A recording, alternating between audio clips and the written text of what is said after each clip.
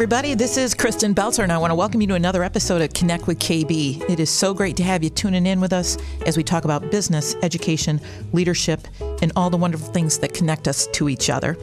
My guest today is on a mission to raise awareness for Michigan's broken home healthcare labor model, and he knows firsthand the crisis the industry faces in retaining passionate and caring personnel. Joining me today is Chad Livengood. Chad, thanks so much for joining me. You're coming back from Crain's Detroit business. I just had you on in October, but we're going to talk about a really important subject this morning, and I want you to tell me a little bit about the Chad Livengood personal story this time. Yeah, Kristen, thanks a lot for having me. I really appreciate it. In August of 2004, I was just a couple months short of 22 years old, and my family had a landscaping business. And my brother and I were all three of my siblings, or two of my siblings. The three of us were on a job doing tree trimming for someone, and my brother Brian was up in a bucket lift. And he was catastrophically injured in a freak electrocution accident. Power, as I sort of learned at a really young age, can come down power lines in bursts, and it can arc off of the line when there's a magnetic pole. He was 10, 12 feet away from the power line, but it zapped him, and it caused him to immediately lose oxygen to his brain, and it caused a irreversible brain injury. He miraculously survived, through my brother's efforts to get him out of there, and the great efforts of first responders who arrived and took him to U of M Hospital in the burn center, and he was in a coma for 40 days. Emerged from that, but lost all of his ability to walk and talk, and use his hands. All he can really do is stand and hold himself up with assistance, so he's balanced. But he has the strength and ability to maneuver his legs and such. So he requires 24-hour care. And after about 8 months of hospitals and rehab, he came home in the spring of 2005 to my parents' home in Chelsea, and has lived there ever since. And in that, I mean, this is a major life-changing experience for my entire family. I was a young adult and started my career in journalism. And my parents, my mom had to quit her job to take care of Brian. He's a little lighter than me, but he's 6'1". He's very similar size frame, 220-pound man, and he's heavy, and it's a lot of work because he has to be moved from chair to bed, to toilet seats, to rolled into a shower, washed by hand. He requires all that care, and it's very intimate. It's very, hard work. Every time I do the morning routine with him, I can pretty much be worked up in a pretty good sweat when it's all said and done after moving around. And so my parents have maintained they just do not want to institutionalize him. And it's just, it's their son, and as long as they can, they're in their 60s now, so not going to be able to do it forever. I help out when I can. I occasionally just sub in on on a weekend, or when I send my parents on a vacation once a year, just because they have to have respite. But in the program, because he's permanently disabled, he qualifies for a Medicaid program for either low-income seniors or permanently disabled adults who would otherwise be essentially a ward of the state if they didn't have a family to take care of them. So this program that he's in provides about 64.25 hours of care a week from basically low-skilled nursing aides. Even though, and these positions, these caregiver jobs, it's called, it's really known as, they're referred to in the umbrella term as direct care workers.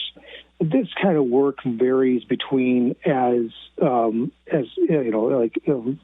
tough and intimate as helping someone go to the bathroom and giving them a shower, to folding their laundry and doing the other household things they can't do on their own. And so the work for a direct caregiver really varies greatly. And so Brian gets caregivers from an agency, and they're paid $12 an hour. And it's tough work. And what I wrote about in Crain's this week is, or in this December edition of our Crain's Forum section, is focusing on this labor model is really broken, and the stature of this job really needs to be raised in order to attract people to stay in a job. The turnover rate is in this industry is north of 60% on an annual basis, which there's just not many industries that. And there's almost no jobs in healthcare that have that kind of turnover. Yeah. So now Brian he's 36 now, right? The accident happened when he was 20. And when you talk about this and you talk about the caregivers with him, I think that you noted in your article that he has had over 150 caregivers in that last 16 years. That's my rough estimate. My mom has long lost track. The longest person who has been with Brian is a woman named Nancy, and she's been one of his caregivers and still is for more than 8 years. And she I call her Saint Nancy because she treats him like one of her own sons. And he really loves her. He can't talk.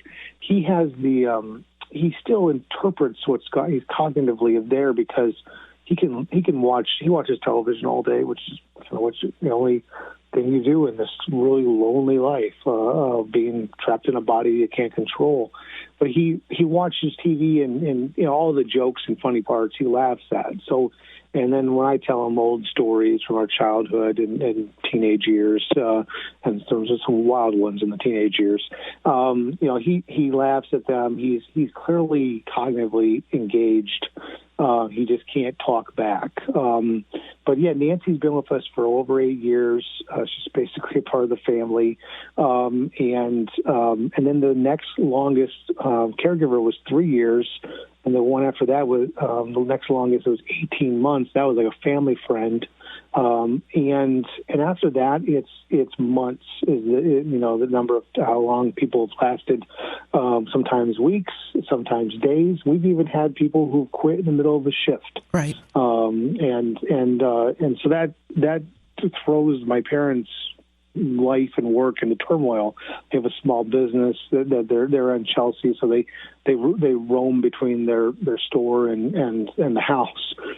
Basically, either and it's not just that you can just leave someone totally in the care of your loved one. I mean, there's training, there's some supervision that has to happen until they get really up to speed. This is not a complicated, or this is not an easy job. It is quite complicated because this person is responsible for administering medicine. I mean, they're basically a nurse. Just sort of a nurse type of qualification or workload for not necessarily qualifications, but it's not treated like that. It's not treated like a nursing assistant or an LP, licensed professional nurse or LP. I'm mixing up the terminology, but sure. A step below registered nurse. It is basically that level of care that you would get in a nursing home, but it's in a home setting, and so what we did in Crain this week, Mike, freelance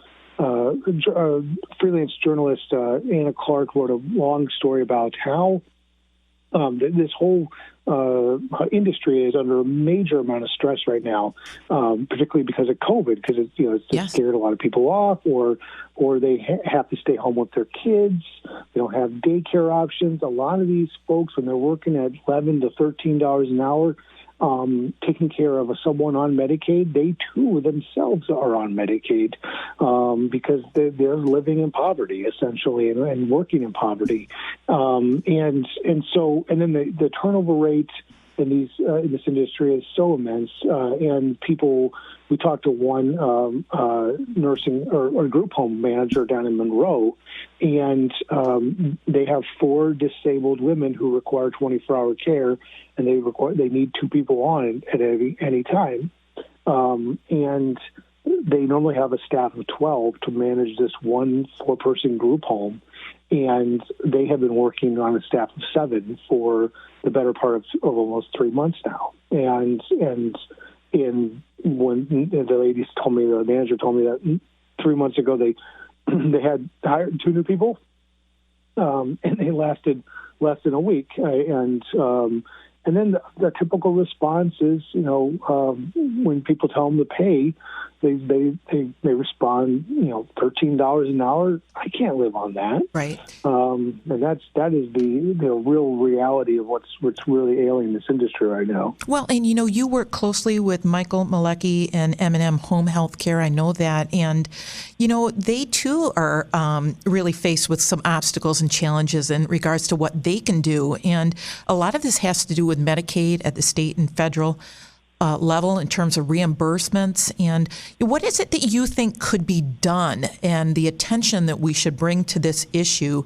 You talked in the article, I think, about a valet will make $15 an hour plus tips. And then you've got someone who's trying to, help your brother eat and lift him up at 220 pounds. And it's just not comparing apples to apples.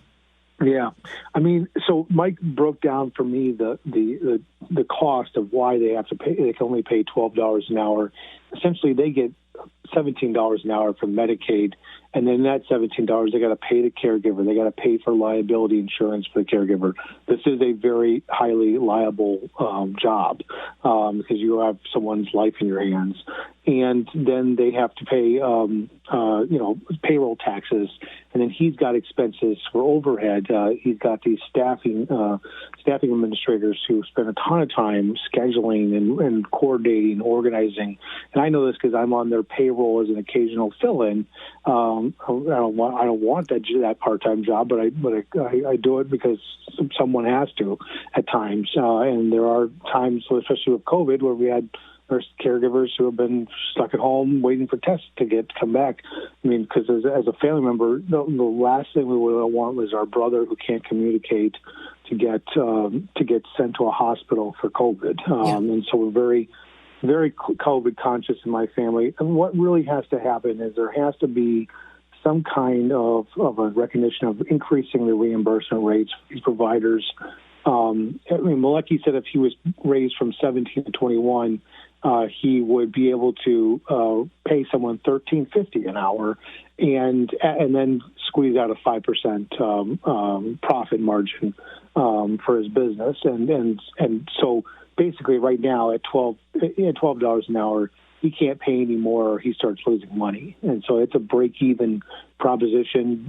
Companies like his balance this out with private pay. They can charge $25 an hour, or auto insurance. Car accident victims who they can try to charge the auto insurers $35 an hour. But as we know from a recent, major debate on auto insurance reform in this state, the auto insurers will fight that in court for many times and many years in order to not pay that full freight. Right, and that 2-hour COVID hazard pay too is going to, I think, end here through the CARES Act at the end of at the end of December. That's right. Yeah, and that's another concern is that when that hazard pay goes away, do more of the workers start going away, and because they look around, they see that they can make $15 an hour plus tips parking cars at the Detroit Medical Center or Sparrow Hospital, and why would they stay around for a $13 an hour job that's way more labor intensive, emotional, and frankly, there's still a lot more liability in their hands. Well, you're exactly right. Chad, what do you think can be done? And who would you like to have a chance to talk to about these issues and to get somebody's attention?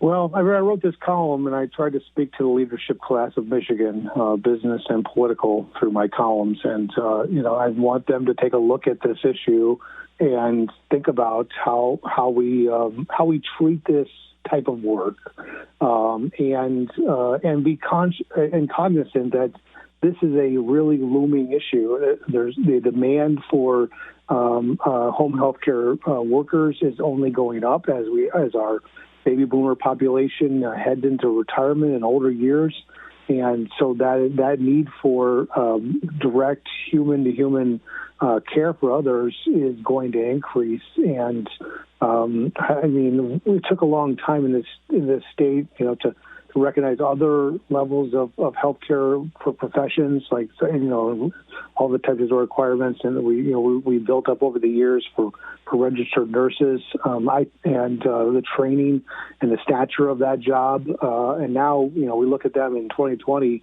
and nurses in hospitals are our heroes. Well, home health aides in people's homes, those are my heroes. Well, for sure. And you know what? You and your mom and dad are heroes to me too, Chad. I want to continue having this conversation and hope that you'll come back and let's see what kind of progress we can make. Thanks so much for joining me this morning. Absolutely. Thanks for having me. Absolutely. My guest today is Chad Livengood, senior editor of Crain's Detroit Business, and just as importantly, a dedicated brother. I want to thank my supporting sponsors, Marketing Resource Group, Dowding Industries, White Law, Governmental Consultant Services, AF Group, AT&T, and the Loomis Law Firm. You can check out all of my podcasts at connectwithkb.com. Until we connect again, go live your best life. I'm your host, Kristen Belzer.